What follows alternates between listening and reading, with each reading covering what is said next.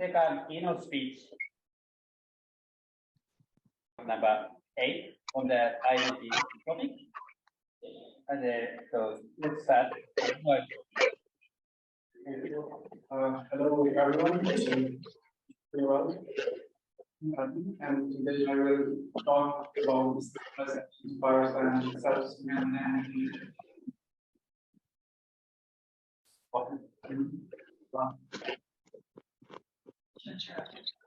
Yeah.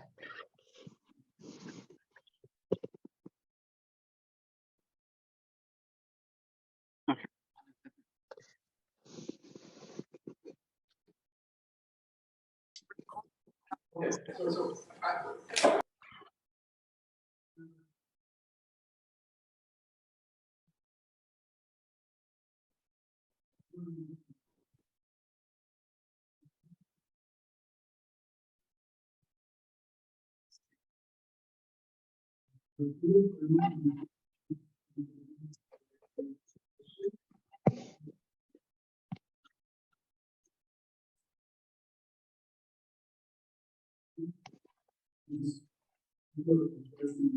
over the last few years, and let me share over the major outcomes what we learned about this is the menu for today. So why trust in Web3 was before the job Web3, I also spoke and what I mean with Web3 and SSI, because usually these terms are misused. And we'll focus on how. So what are verifiable information, how to solve the problem, how to build trust, how to manage this when it comes to issuers, and how blockchain can be used. And blockchain is not in blockchain for native, but there are also ways how to use it in a meaningful way, so that it secures the information and makes it available to everyone. Okay, so first let's start with why we use the problem. Let's begin with an overview. So what was started to evolve? The content was starting on read only, so not the collaboration. And information exchange was really limited. But it was very hard or impossible to verify the actual information. So information is there, it's online. So people somehow, we are doing people trust in information. But then around 2000, web matured and basically all active content creation and collaboration started. But it did become like there's a rise of digital federalism. And we also enter in the era of federated information exchange when new federation is born. And the trust paradigm where I trust the information because I trust the source is somehow established. It is fine, it works to a large extent. However, doesn't scale. Can we scale this up? Because this usually, as we will see later, limits the way information can be exchanged and how like relationships between different parties are being established. What about Web3? I mean, today we're talking about Web3. So it is like next stage of the evolution of the internet. So let's try to capture what we learned from different like new paradigms that we did. Blockchain somehow reminded us that we should verify instead of just trust. The way like occurrence of digital wallets thought of that we should try to control, not just authorize the actions. And then from sort of self-identity, somehow like don't only delegate your action to others. There's a common denominator with all of this, is user centricity. However, we need to be aware that we as people are lazy. And how much responsibility do we really want to put in people's hands? So this is a philosophical question. I won't answer it today. But in all, there's a paradigm shift. And this is what we somehow feel figured out over the years of work in this space. So trust is somehow shifting. So if we shift the paradigm from I verify the information because I trust the information because I trust the source, to I trust the information because I can verify it, we can really build a more open and scalable information exchange system.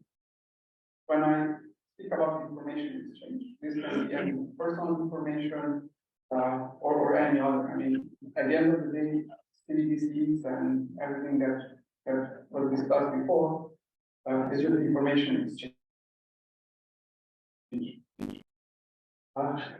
Let's try to scope the thing, okay? Because SSI and Web3 are terms that are like misused. So whenever I refer to SSI or Web3, it somehow captures digital identities for legal entities, for organization, digital identities for national user control, privacy, trust, cross-domain information exchange, easily verifiable information, and of course, wallet and applications that are required in order to exchange all the information. And now, here we just recap how the web's trust model evolved. In Web 1, we have this simple website where we logged in and everything was isolated. Here's a philosophical question whether or not that was more decentralized than we were believe today. Then in Web 2, appearance of like trusted third parties happened, like Google, Facebook, and other third party providers.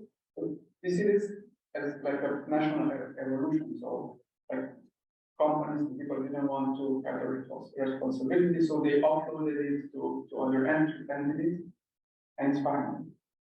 But what about scalability of the model? And this is where like what Web3 can bring and build. And basically the Web3 model that we're discussing today actually eliminates the middleman role of the platform by leveraging on verifiable information. And I will spend some time on explaining how to make information more verified. So what are the main pillars, or what are the main points when it comes to verifiable information and like cross-domain information exchange? So there are three main questions we need to address. So first one is how to empower holders. So possible by giving users a digital wallet and enable them to control the information exchange better than today. And this includes digital wallets, decentralized identifiers, verifiable credentials, and other technologies. But of course, there's always a risk when we give users a wallet. There's always a wallet provider. So we also need to be aware that this does.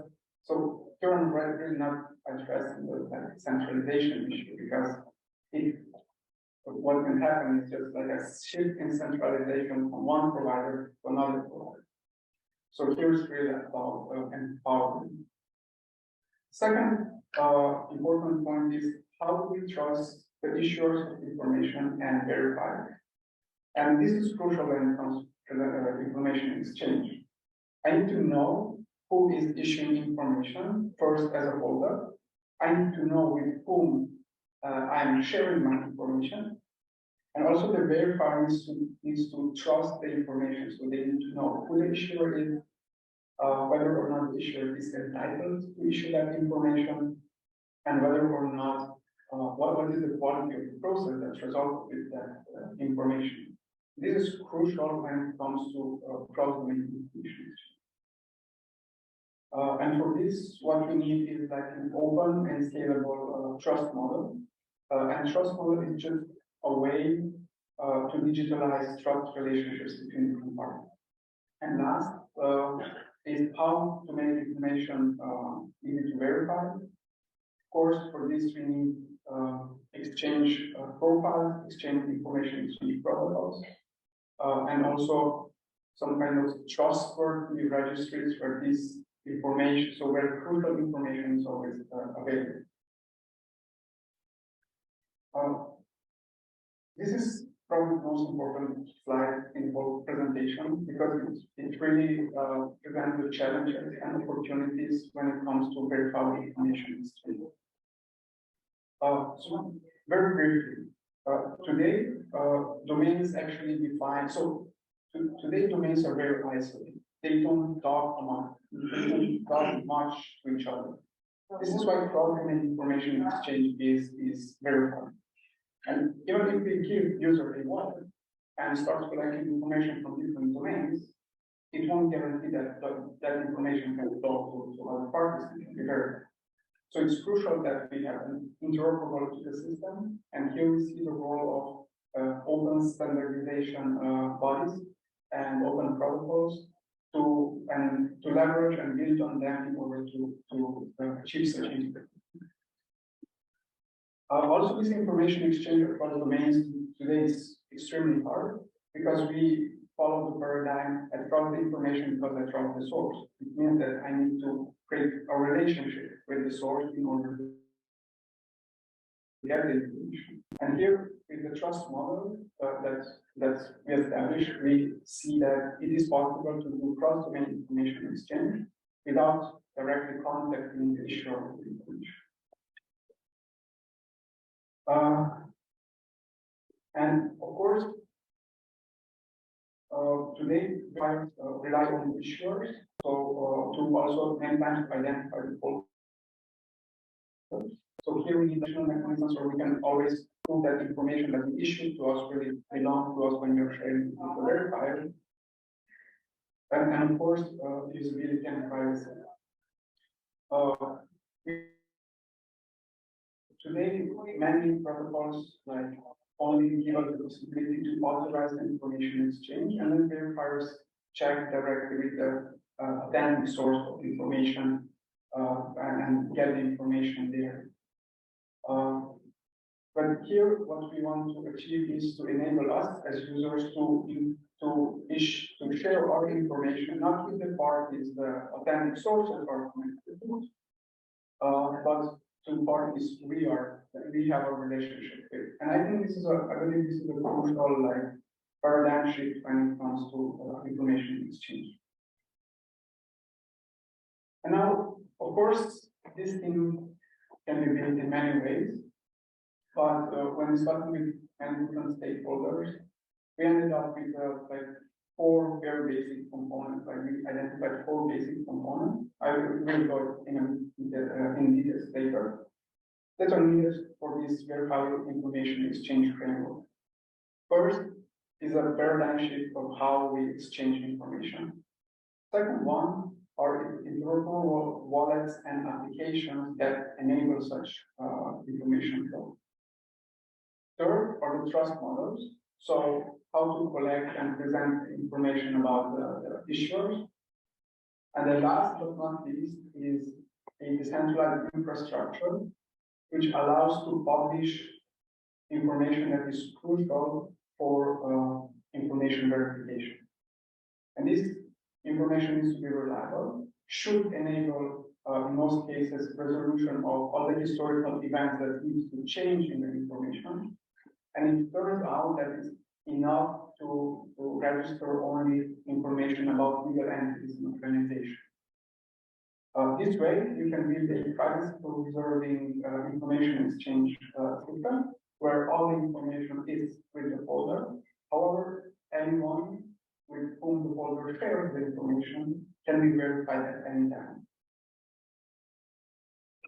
And these are somehow the 7 elements that are then actually need to be mapped out. So issuers trust model, so how to trust issuers, verifiable credentials, digital identity for legal entities and natural person. Then here we have using OpenID family specifications for information exchange, digital wallets, DID methods, and trusted registry.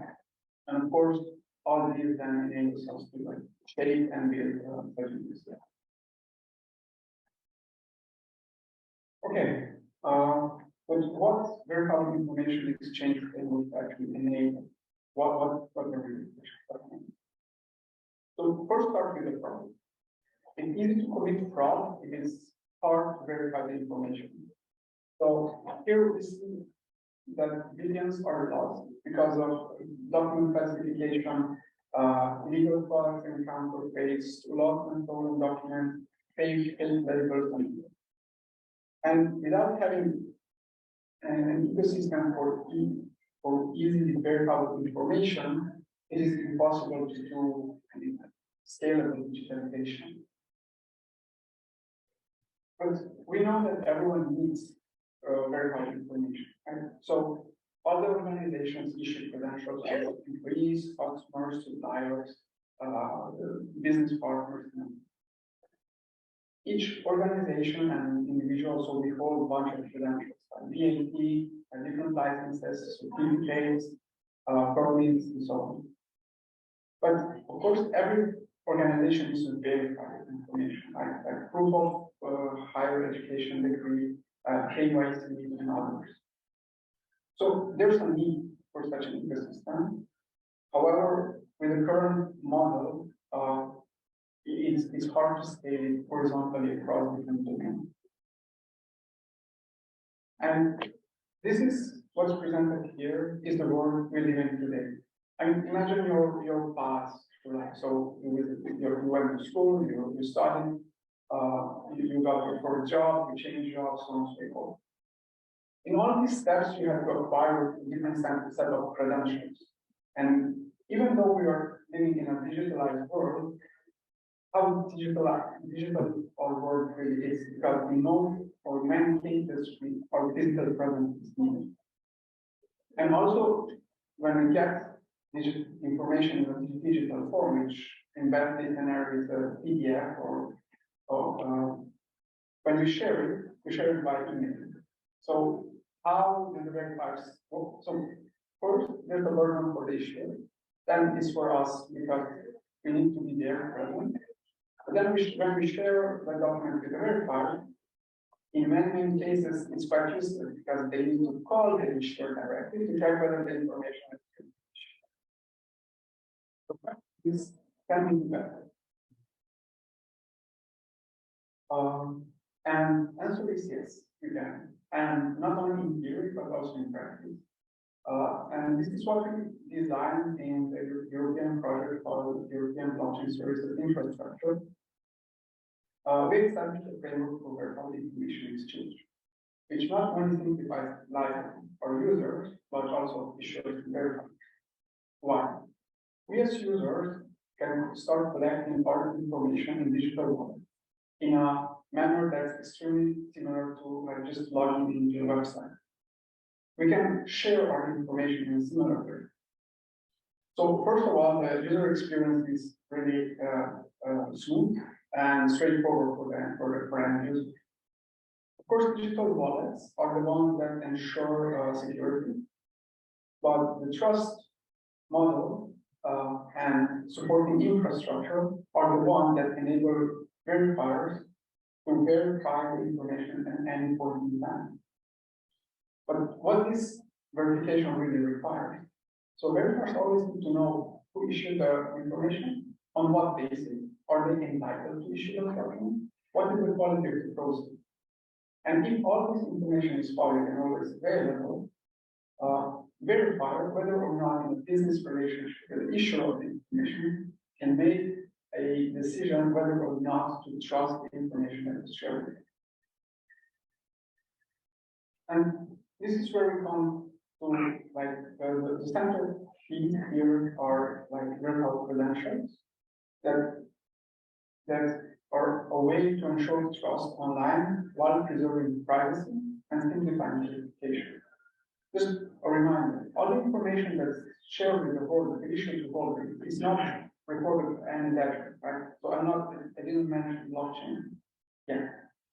And this is crucial because this is one of the myths of SSI. I mean, same as every other technology or framework, it evolves over time. And of course, in the very beginning, there were groups trying to put everything on ledger.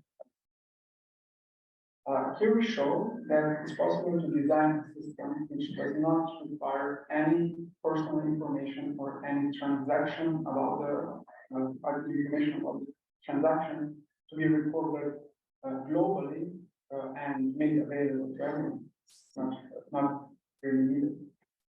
And this is really a work where you have control over your data. And it's crucial to know that this information, because the framework is easy to verify, but impossible to verify. So verifiable credential frameworks like European Blockchain Services Infrastructure, which really is about verifiable information exchange. Blockchain is in the name because of it has a history, but focus is really on how to exchange information across domain. And basically, there are three pillars, right? When it comes to trusting the information. First, I need to trust the document. This is something we know we can do today. We know how to sign documents. That's not really new. Then I need to trust the holder. This is also something we know how to do, but it's not widely used. Right? So credentials, when issued to holders, need to be bound to the holder identity. The binding can be cryptographic. So because I know a secret, I can prove to that I know a secret, which is creating a signature essentially. Basically also proves that the information has been issued to me. This is wrong. But of course, it's easier to say than done. I mean, sole control of private keys is a very complicated problem. But in my personal opinion, it's quite well addressed, at least inside the European Union. There's, of course, contextual binding, like, I don't know, COVID certificates. For example, they contain enough personal information so that information can be matched against your information in a physical or digital identity. And this is also something we know how to do to a large extent, but there's the last part, how to trust the issuer without entering into a business relationship with the issuer itself. And this is where trust models and digitalization of relationship between different organizations is crucial. So here's a brief overview of the information exchange pattern. So we have an initial information, we have a holder, which can be a natural person or a legal entity, and we have a verifier, so someone with whom we share information with. And we see here that below we have an infrastructure that contains crucial information about issuers, not about the holders, but issuers. And with this model, we can design an open information exchange with them. How to trust issuers? Because if we fail here, we basically allow for fraud.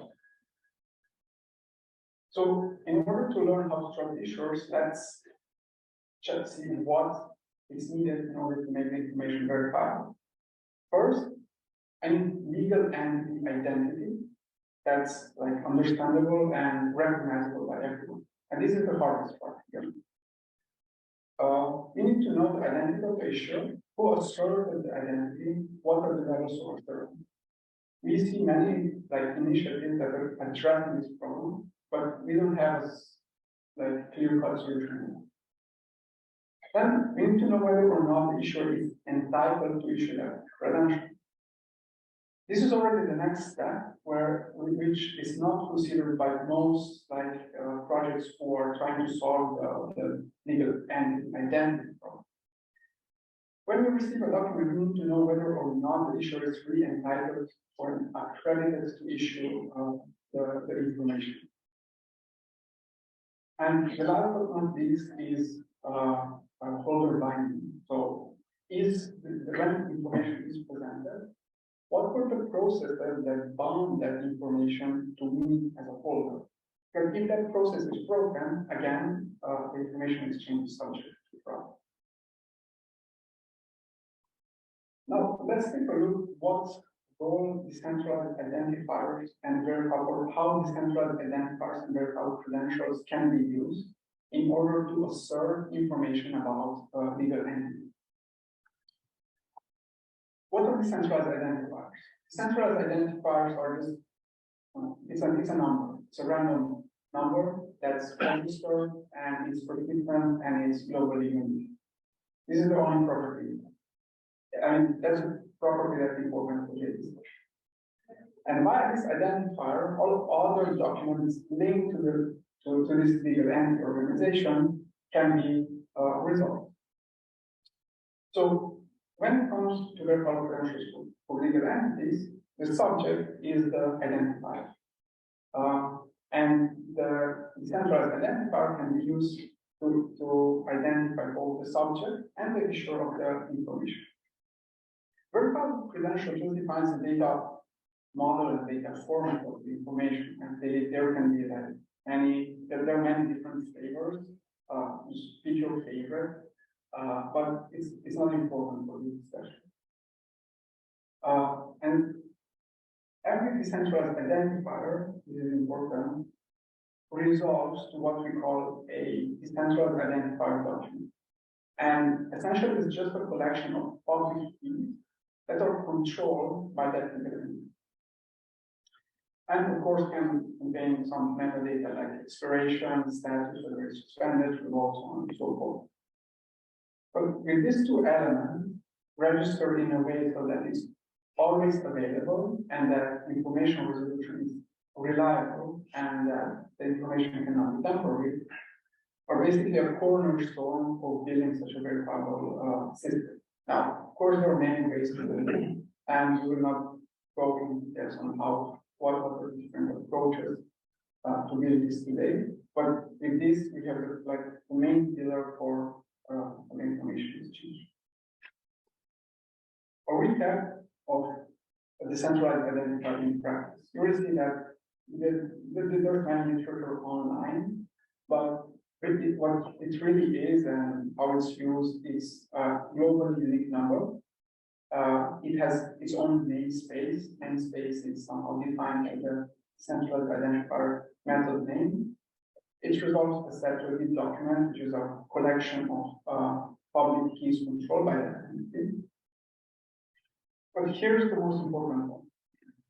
In order for this to work, you need to trust the DID method. So DID method needs to have a clear governance, rules, policies for registering the identifier, to register the public keys, to update the public keys, and also means to prevent misuse or lockout. And in order to put such thing in place, the whole key management framework needs to be established. And these are then really used to identify legal entities in the ecosystem. But which are the main operations? So now we have a DID, we have a document, and we can manage public keys. And there are several operations that can alter the state of it. First, expiration. Some institutes require public keys to have an expiration date for business reasons.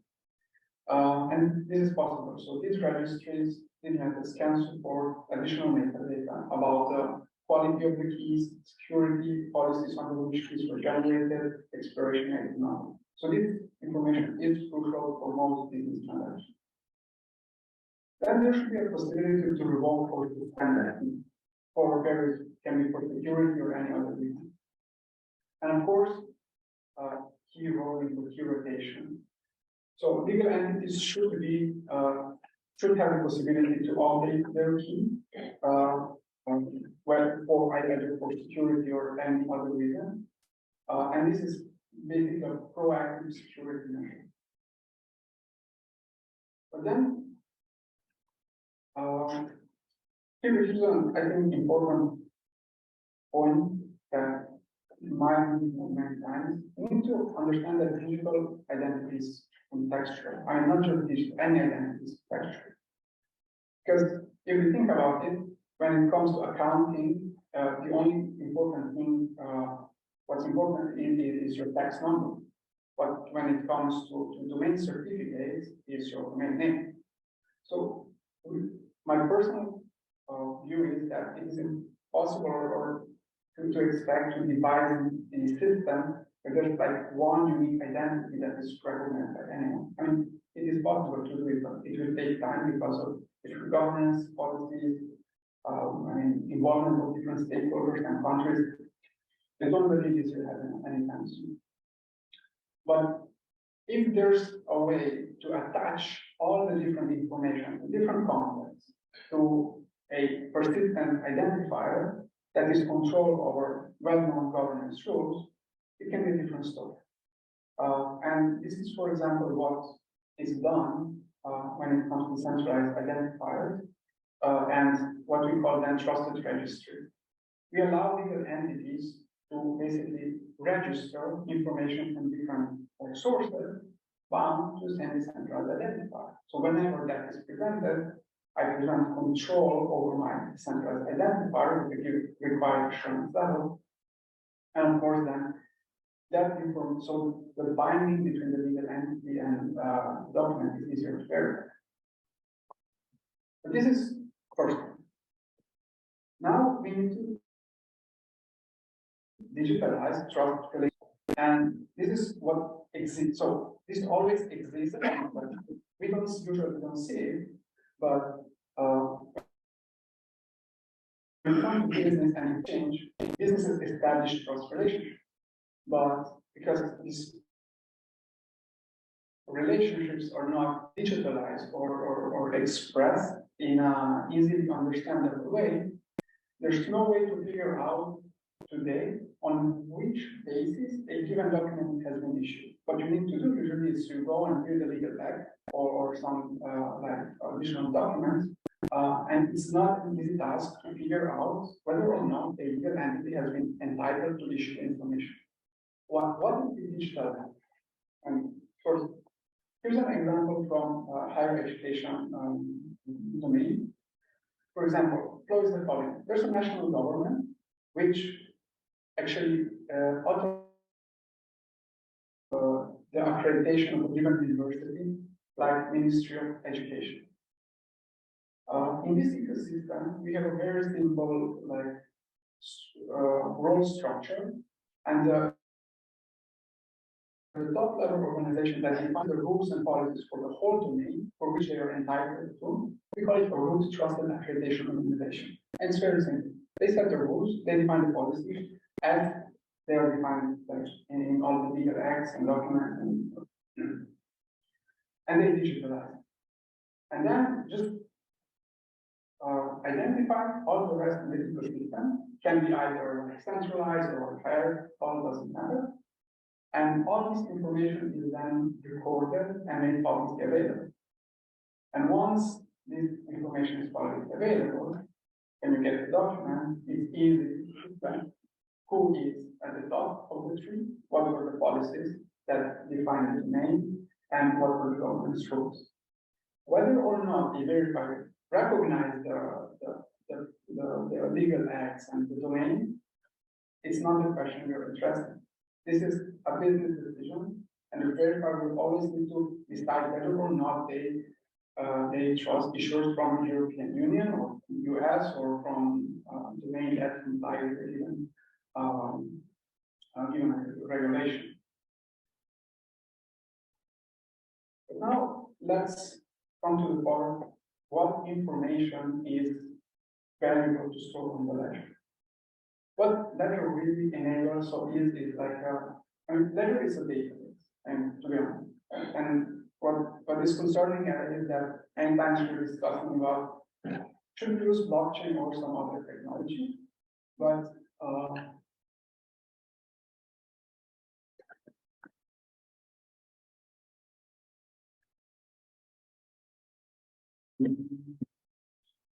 so we discussed whether you should use Ledger or some other technology, but we are never comparing Ledger to blockchain to an Oracle database. Okay? But to be honest, this is how we see blockchain. So blockchain is a database with certain set of properties. So it's a historically ordered data set, it's reliable. There's a protocol that ensures that the data has not been tampered. And when we were devising business requirements for publishing the legal entity information, turned out that ledgers have properties that are required to build such registry. So what in our context registers are useful for is to store information about legal entities, centralized identifiers, and key. To enable them to store their information like credentials and other information so that it's always available. Then schemas or data models that are recognized in the domain, because this helps them to build the full trust model for the domain. And pointers where revocation and suspension information can be found. No person whatsoever forms and or close simple structure. Now, what does an issuer accreditation basically look like? Issuer accreditation is a very simple document that contains some of the crucial information. So, who is the issuer of the accreditation? So, who made the statement? What the given issuer is accredited for? So, what can issuer issue an MDL, issue a diploma, and mint currency for CBDC? All this information is summarized. And note that, I mean, you can also think of this like a certification document, because accreditation is really about the quality of the service. And of course, who issued the accreditation? So, certification body or accreditation body, and on what legal basis? So, this usually contains references to different acts on European or national level. And now we're coming to blockchain. So, how are we using blockchain and why are we using it? So the concept of ledger is very old, right? So like Sumerian tablet is like the first example we found of transaction of goods that was found. And the ledger is, so we're using the ledger as a registry to store information in a reliable way and to make it always available. And know that with the capability of easily dispersing the information, we can make it more resilient. Because if the information is dispersed, what's verifiable, and you have a protocol behind that, ensure that information is replicated as it should, you can make the truth more resilient. So first, it makes like more scalable collective truth. Because new information is agreed by consensus between the nodes. It is proven mathematically that it works. And it also means that information can be added and distributed faster, and also pros and can also withstand many simultaneous requests.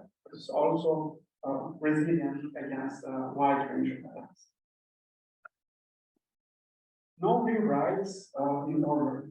And this is so in many business applications, this is a crucial part, especially when it comes to key management systems, because we see that everything, so like the core of everything is our decentralized identifiers and a public key system, and it is crucial that data is added chronologically and append only. With this, we ensure that any historical resolution of information is reliable. And this is important, very, very important when it comes to data verification. Why? When you receive a digital document, you need to know what was the state of that issue at the time when the document has been issued. And there are two options. One that's used today is a lot of the information about identity, accreditation, not really, is actually included in signatures. These signatures are called like long-term signatures. But the issue is that these signatures become heavy, but not all information is verified. And if we want to go cross-domain, it's extremely hard to scale because the information we need to append to a document becomes important, because it's not just the identity, but also accreditation. And know that it's not enough to include the data, the key, but you need to include the whole path. And this is where one can start discussing about better to include everything in signature or build an ecosystem that obtains this information essentially for them. And resilience to that failed actors. So consensus protocols here is crucial to ensure that information is distributed correctly. Now, just know that same consensus algorithms that are used in permission blockchain networks are also used with other maybe less known databases. So it's not that it's special for blockchain, it's used, but there are additional property of no rewrites in order. It's what makes blockchain more suitable for such a registry. Now, the last and most important point of what decentralized identifiers and blockchain can really establish is a decentralized PKI. PKI works well within a given domain, but we see that horizontal scalability is a bit tricky because you have different root certificate authorities, and we don't see it in our everyday life, but distributing and maintaining root certificate authority certificates is crucial for the trust. And distributing this information is hard. Now, what if there was a system that enabled like easy information key distribution? And this is what such a system can enable. Any domain can register and announce the root certificates and whatever. And anyone who wants to download them, so can, and in this case they just need, so the only like information that we need in is where are the resources for the information. And second important thing is that the central use of like persistent identifiers makes the system more resilient, because even if a certain certificate is revoked or invalidated or rotated, all the information or credential issued to that legal entity still remain valid. So a combination of electronic signatures, which ensure authenticity and integrity and non-repudiation, timestamping, which ensure proof of existence, ledgers add immutability that ensure that information cannot be removed or modified, that information is registered in chronological system, basically enables to establish a decentralized public infrastructure, and also append different contextual information in a way so that it's always available.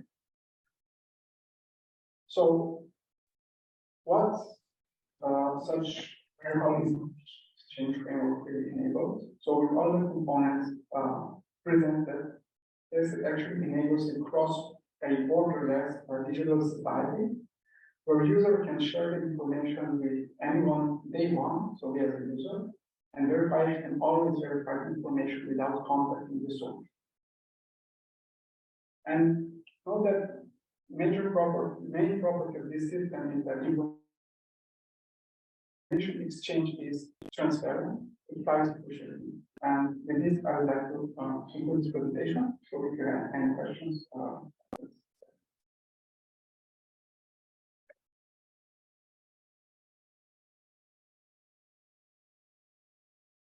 Hey, really appreciate the okay, that was coming.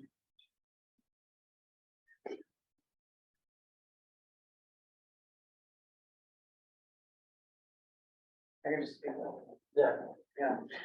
Really appreciate the presentation. Identity, my favorite issue, and the most critical one, certainly at play in crypto and CBDCs, and as well as generally in finance and things that are messed up and enabling a lot of fraud that doesn't have to occur, as you highlighted. I'm curious if you have thoughts on the initial issuance of verifiable credentials. Like, it's something that many nations, some have successfully implemented certain projects, and some, like the United States, continue to face certain challenges in figuring out what the specific steps are that should be taken to promote issuance of verifiable credentials that are helpful and useful for people, whether it be passports, mobile driver's licenses, et cetera. But there are some pilots underway. Just curious if you have some thoughts on, like, if you had to pick one sort of use case or credential to help drive this internationally in a way that facilitates whether it's travel or education or issuance of credentials that enable opening of financial accounts. If there is one use case or area that you propose international coordination and piloting, what would you like to see at the beginning of this? Okay. First, there are several pilots already doing this, at least here in Europe.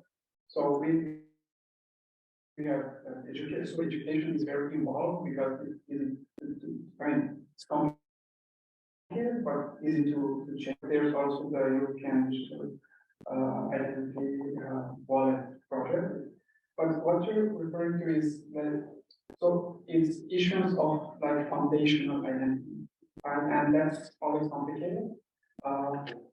Verifiable credentials help to are not solving the problem directly. When it comes to issuance, use case needs to determine all the rules and policies and processes. And those are crucial. And here we have some good international guidelines on how to approach the problem in terms of security, privacy, and so on and so forth. But foundational identity is like the basis for everything. And if it fails there, everything else is also subject to failure. But also know that not only now when it comes to identity, it's also the medium that carries the information comes through this digital wallet. And if we carry the digital wallets in our pocket, there's a risk because there are essentially two companies who control most phones, right? So I think when it comes to use cases, you can actually pick any particular flavor, because credential issuance defines the framework for information exchange. And but still the issuance properties, processes are regulated by the name itself. I hope this explains that.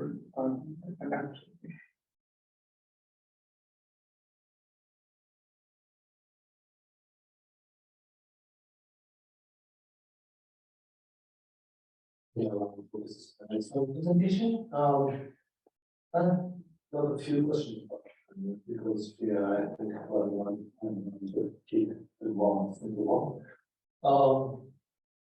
In your presentation, you had all I believe that we actually need to delete the folder as a person, the folder as a sort of data object wallet, right? And then we need to consider how we can trust the vote. Again, having it on our pocket doesn't warrant it to be trusted. It may tricky misbehave. We have seen many instances of votes. So, what is your problem in how to establish the trust on that? Okay, an answer is approach is complicated. Answer is simple.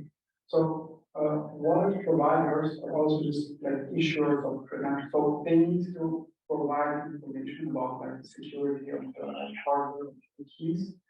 So essentially the trust model boils down to that of an issue. But there is the tricky part here is, and still discussed a lot in EU, is how to maintain privacy. Because if you assign a unique identifier to a wallet, we have a problem. But if we don't, there are other ways to so there needs to be a way where a wallet provider can make an assurance that is verifiable and is trustworthy. So this is a tricky part, but it can be modeled with the same trust model that we have for the issuers. I don't know, at least in Europe, most providers, so we have both like legislative and implementing acts, those define the rules, and then all those undergo the certification process, and those certificates also need to be like expressed something. So that's why we are working on a model where wallet providers can, same way as the should, basically present all the crucial information so that it's reliable. Because as you know very well, today supporting multiple like vendors when it comes to identity providers requires a lot of interaction. So how to simplify it? So to enable like because if the endpoint of the identity is incorrect, and if the same holds for wallet providers. So we are working on a means to express this information in a reliable way, so that a verifiable relying party can just fetch the information and decide to which source it trusts, like which wallet it trusts, and only supports those. It is something that's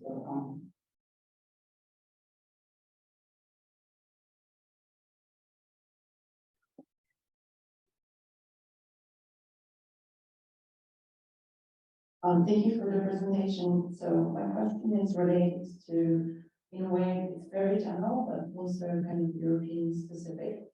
We know that the European Commission has issued or started the blockchain sandbox, and the application has already passed. So whoever applied, good luck. But I think it's very interesting to basically think about this, how identity and how, in a way, it even started from the community on. So we just started with having a wallet, and that was an identity. That was also a wallet, and whatever you would, in any different way you wanted to interact with the system, this was your identity. And the development, and I think imagination and ideas in the community are really vast. So where is the limit right now, I would say, between how we can build and how many and for how many different use cases we can build identities, and where is the European Union, the state that comes in and says, okay, this is FC, this is the digital wallet, this is what you will use, because I, as a state, said that in these cases, when you use this, you can achieve or access for this specific applications or services, and where is it left open for the private sphere to innovate and intervene? okay. So first, let me speak on the issues. So at least when it comes to European Commission, they are concerned with the public services. So they are concerned with use cases, not so much with the private use cases. So first, there's separation of like entities, public organizations, and those different projects like EUPI, ESI are addressing and have different use cases which are evolving. Of course, the outcomes of these projects will then go away. But the private sector is really, as I mean, European Commission is still controlling and delegating some of the acts like AML and others. So to have like cross-border recognition is critical. But when it comes to implementation, it's I think from our experience, it's a chicken and egg problem. So on one hand, many businesses expect a direct answer from policymakers and from EU institutions. So on the other hand, EU institutions and others need to learn from practice. So if private sector is not building and piloting, there's nowhere to learn from. So at least from what we learn over the course of time. So actually at some point it's like an interaction. So there will always be an interaction, but waiting for policymakers to come up with a proposal is harder without providing something from the business side. But if the business is completely like decoupled, like private sector is completely decoupled from the public sector interactions, for example, so there's no business to government, they were open hand and basically just talk to the, it's a sectorial agreement to decide in which direction from. Thank you.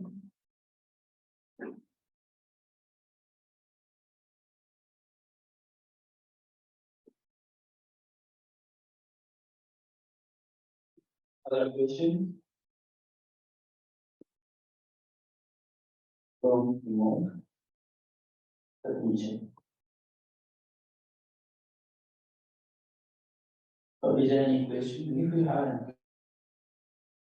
question from remote hospital, please type me and just ask me or raise your hand.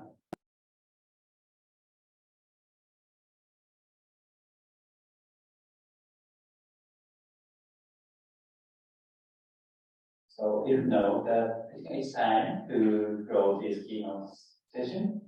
Okay, let's start speaker. Thank you very much. And we have only wait for 20 minutes. The next panel will start at 11:10.